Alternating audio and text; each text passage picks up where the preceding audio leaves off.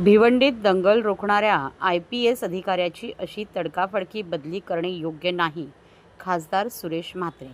ज्या अधिकाऱ्याने भिवंडीत दंगल होता होता थांबवली त्याची रातोरात बदली करणे निंदनीय आहे, अशी खंत खासदार सुरेश म्हात्रे यांनी व्यक्त केली. जे व्हिडिओ व्हायरल होत आहेत ते सर्व राजकीय स्टंटबाजी आहे. मिरवणुकीत काही घडलं नाही. जर अशी दगडफेक झाली असेल तर त्याचा CCTV फुटेज दाखवावेत, नाही तर व्हिडिओ दाखवावेत. बाजूला आपापसात काही ग्रुपमध्ये भांडणं झाली आहेत, पण त्या कुठल्या धर्माचे लोक होते, त्यांची जातपात काय होती याबद्दल कोणालाही माहीत नाही आणि पोलीस आपले काम चोख करत आहे. ते जात धर्म बघून काम करत नव्हते. चुकीचे कृत्य करणाऱ्या प्रत्येकावर ते समानच कारवाई करणार आणि ते पोलिसांनी केले आहे. आणि अशा अर्थव्यदक्ष पोलीस अधिकाऱ्यावर बदलीची कारवाई होत असेल तर ते बरोबर नाही, म्हणून मी काही सूचना पोलिसांना दिल्या होत्या. भिवंडी हे संवेदनशील शहर आहे. तिथे काही अनुचित प्रकार घडू नयेत किंवा घडवले जाऊ नये याकडे आपण लक्ष द्यावे. कपिल पाटील यांच्या कारकिर्दीत गुन्हेगारी वाढली असाही त्यांनी यावेळी आरोप केला. नाही नाही, बघा, रॅलीच्या बाहेर काय दगडफेक झाली असेल आजूबाजूला, आपसात कोणाचे मतभेद असतात, बरोबर आहे का, त्यांचे आपसात झाले असतील तर हे जे प्रकार तुम्ही सांगता ना, ठीक आहे ना, होऊ शकतो बाजूला, पण ते मिरवणुकीतच झालं तर असं हे मी मानायला तयार नाही. असतील तर तुम्ही CCTV फुटेज दाखवा. हा, आजूबाजूला झाल्यात, बाजूला आपसात काही ग्रुप एकमेकात भिडलेले आहेत. ते ग्रुप कोण आहेत, काय आहेत, त्यांचा जात धर्म काय हे कोणालाही माहीत नाही. जेही व्हिडिओ व्हायरल झाल्यात, बघा, एक तर दगडफेकीचे वगैरे असे व्हिडिओ नाही आहेत. जे व्हिडिओ व्हायरल झाल्यात ते सगळे राजकीय स्टंटचे व्हिडिओ व्हायरल झाल्यात असं मी स्पष्टपणे सांगतो. कारण जर राजकीय स्टंट नसते तर ठीक आहे ना, तुम्ही पोलिसांना पण पोलिसांचं काम करून द्याल नाही. शेवटी पोलीस अटकाव हे सगळ्यांना करणार आहेत ना, कुठल्या एका समाजाला करू शकतात का? सगळ्या समाजांना करायला लागेल. जे जे लोक कोणी अशा प्रकारची चुकीची वर्तणूक करत असेल तर ते सगळ्या लोकांना थांबवणं, त्यांच्यावर कारवाई करणं हे पोलिसांचं कर्तव्य आहे आणि ते कर्तव्य त्यांनी चोखपणे पार पाडलेलं आहे ना.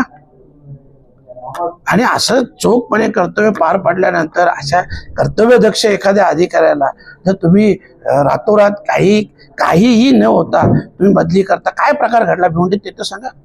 सूचना म्हणजे एवढाच फक्त विषय होता की भिवंडीतील वातावरण गढूळ करण्याचा प्रयत्न काही लोकांकडून चालू आहे.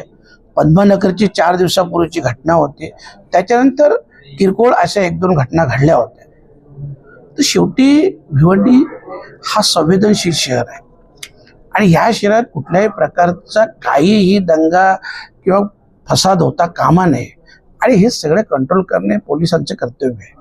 आणि काही काही गोष्टी ज्या आपल्याला कळतात, समजतात, त्या आपण पोलिसांपर्यंत पोहोचवणं हे आमचं देखील काम आहे. आणि म्हणून तशा प्रकारचं पोलीस आयुक्त साहेब होते, DCP साहेब होते, जॉईंट CP होते, सगळ्यांसमोर ती गोष्ट झाली की साहेब काही काही घटना घडतात, काही काही घडवल्या जातात, तर याच्यावर आपण जातीने लक्ष द्या आणि या भिवंडीत शांतता कशी राहील, कायदा सुव्यवस्था कशी राहील याकडे आपण जातीने लक्ष द्या. त्यांच्यावर गंभीर आरोप केले म्हणण्यापेक्षा मी आरोप करताना माझ्या आरोपात नेहमीच तथ्य असतो. कपिल पाटलांची पार्श्वभूमीच तुम्ही पाहिली तर तत्कालीन 2006ला योगेश पाटील तत्कालीन आमदार असताना त्याच्या घरात घुसून त्याच्या आईवडिलांवर हल्ला झाला. हल्लेखोरांनी सुद्धा कपिल पाटलांचं नाव सांगितलं. बरं, मनोज म्हात्रेचा जी हत्या झाली तुम्ही सगळ्यांनी पाहिलं असं CCTV फुटेज, त्या हत्येची चौकशी तरी कुठं झाली व्यवस्थित? त्या याच्यात मी मध्येही बोललो होतो, आताही सांगतो, जो प्रमुख आरोपी होता प्रशांत म्हात्रे, त्याच्यात प्रशांत म्हात्रे आणि सुमित पाटील यांचे त्या 5 दिवसात किती कॉल आहेत ते पहा आपण. हत्या होण्या अगोदर आणि हत्या झाल्यानंतर देखील याची चौकशी होणार नाही का? हे सगळ्या अशा अनेक गोष्टी आहेत. तुम्ही पद्मनगरला अशा केसेस अनेक दाखल झाल्या नाहीत यांच्या दहशतीमुळे. आणि म्हणून सांगतो, मी जे आरोप करतोय, कपिल पाटलांनी निवडणुकीच्या काळात तुम्ही पाहिलं नाही का, सगळ्यांनी पोलीस अधिकाऱ्यांसहित त्या बूथच्या निवडणूक अधिकाऱ्यांसहित सगळ्यांनी शिवीगाळी केली. भाई, ही कुठली दादागिरी आहे? हे जे मी बोलतोय हे याचे CCTV फुटेज आहेत, हे खूप जबाबदारीने बोलतो. ठीक आहे, याच्या पुढे देखील आज थोडा विषय बदली करतो, पण तुमच्या माहितीसाठी सांगतो. आता मी 4 दिवसापूर्वी आयुक्त साहेबांनी एक पत्र दिलेलं आहे भिवंडीत जो काही ड्रग्सचा सुलसुलाट चालू आहे, आपल्याला कल्पना असेल 4 ऑगस्टला 800 करोडचा ड्रग्स भिवंडीत पकडला गेला. आज त्या घटनेला कमीत कमी 45 ते 50 दिवस व्हायला आले, परंतु एका देखील भिवंडीच्या व्यक्तीची चौकशी झाली नाही. 800 करोडचा ड्रग्स भिवंडीत येतो म्हणजे भिवंडीतील कोणाचा तरी हात असेल.